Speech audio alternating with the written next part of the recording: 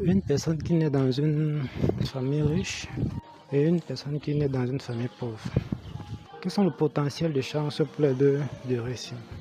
Beaucoup de gens vont penser que c'est celui qui est né dans une famille riche. Mais Dieu a fait en sorte que quoi? Que les chances de tout le monde soient la même chose.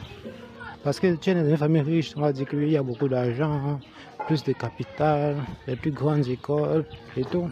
Tu es dans une famille pauvre, école publique, tu dois te battre pour pouvoir aller à la fac, tout ça. Tu es forcé à laisser tomber tes études pour commencer à travailler tôt.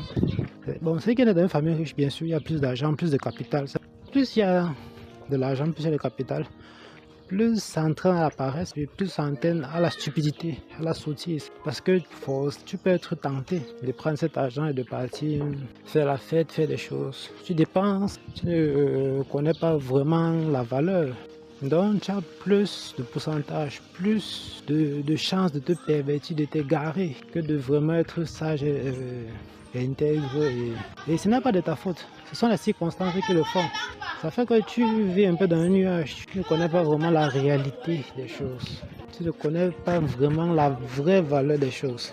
Et ce n'est pas de ta faute. C'est parce que tu es né dedans, tu as acquis ça sans vraiment travailler. C'est vrai, il y a beaucoup d'argent, mais il y a aussi beaucoup de combats, beaucoup de combats. Voilà pourquoi quand tu as un parent l'argent, c'est pas mauvais, mais il doit se battre pour l'éducation de son enfant. Mais celui qui est dans une famille pauvre, la vie l'enseigne seul. Donc là, ça veut dire qu'il reste chez lui comme s'il constate qu'on est pauvre. Il devient sage seul.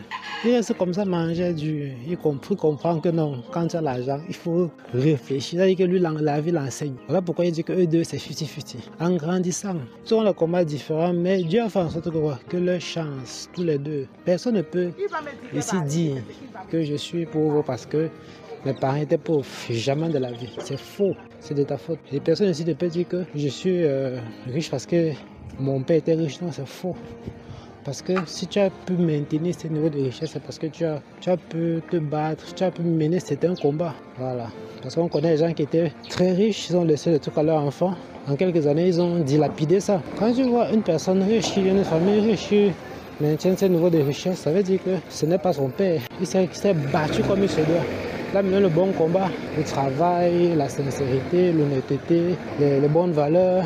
Dans la réalité, peu importe si tu es de famille riche, si tu es de faux pauvre, vos chances sont même chose, 50-50. Les autres ont différents combats, différents challenges. Oui, donc ça peut dire que voilà, il n'y a pas d'excuse pour la pauvreté.